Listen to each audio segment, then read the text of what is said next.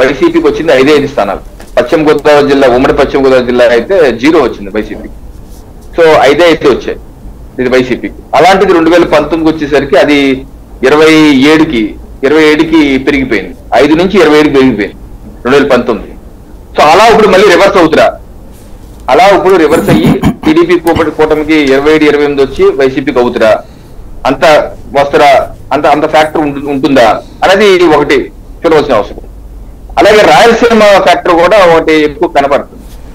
రాయలసీమలో ఉమ్మడి రాయలసీమ జిల్లాలు 4 జిల్లాలు ఉన్నాయి. ఉమ్మడి జిల్లాలో 52 అసెంబ్లీ స్థానాలు ఉన్నాయి.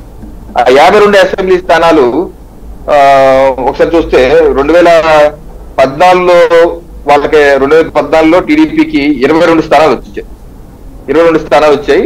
వైసీపీకి 30 స్థానాలు వచ్చాయి. ఇది అక్కడ టీడీపీ గవర్నమెంట్ ఫామ్ అయినా సరే వైసీపీ అప్పర్ హ్యాండ్ లో ఉంది. 2019కి వచ్చేసరికి టీడీపీ 3కి పడిపోయింది, 49 వైసీపీకి వచ్చింది. అలాగే అంతకు ముందు వెళ్తే 2009లో కూడా టీడీపీకి ఉమ్మడి ఆ యొక్క రాయలసీమ జిల్లాలో వచ్చింది 17. అలాగే 2004లో కూడా ఆ 4 జిల్లాల నుంచి వచ్చింది 14. 1999లో మాత్రమే టీడీపీకి 31 వచ్చాయి. అంటే ఒక మేజర్ గా 30 స్ట్రైక్ రేట్ దాటింది టీడీపీ కేవలం 25 ఏళ్ల క్రితం దాటింది. సో ఇప్పుడు ఆ 25 ఏళ్ల స్టోరీ మళ్ళీ రిపీట్ చేసి ఒక 30 సీట్స్ ఏమైనా తెచ్చుకోగలదా? ఎందుకంటే టీడీపీ అక్కడ రాయలసీమ జిల్లాలో జనసేన ఫ్యాక్టర్ అయితే పెద్దగా ఉండదు, భారతీయ జనతా పార్టీ ఫ్యాక్టర్ కూడా కొంచెం తక్కువే. సో మేజర్ గా టీడీపీ బలం మీద అక్కడ వాళ్ళు ఎస్టాబ్లిష్మెంట్ చేయాలి. సో ఆ స్థాయిలో 30 స్థాయిలో కనుక టీడీపీ కనుక అక్కడ తెచ్చుకోగలిగితే ఇక్కడ గోదావరి జిల్లాలో ఇవన్నీ కలుపుకుంటే గవర్నమెంట్ ఫామ్ చేయడం ఈజీ.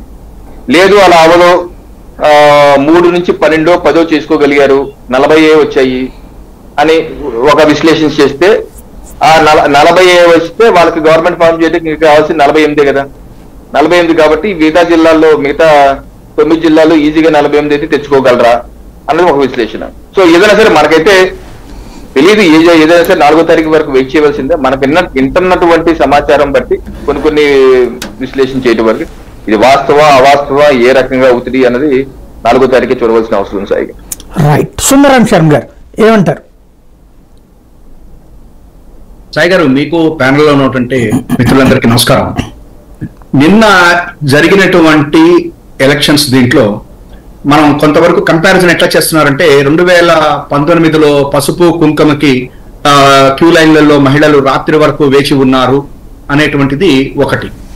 రెండోది, ఇవాళ కూడా కొన్ని చోట్లే మొత్తం నాకు ఉన్న ఇది ప్రకారం 175లో మెజారిటీ ఆఫ్ ది ప్లేసెస్ లో లాస్ట్ టైం లో లాగా కాదు, కొన్ని నియోజకవర్గాల్లో మాత్రమే కొంతవరకు కూడా కొన్ని అక్కడ ఉన్నటువంటి కారణాల వల్ల కానీ ఏదైనా కొంతవరకు 10 గంటల తర్వాత కూడా కొంత పోలింగ్ జరిగిన మాట మనం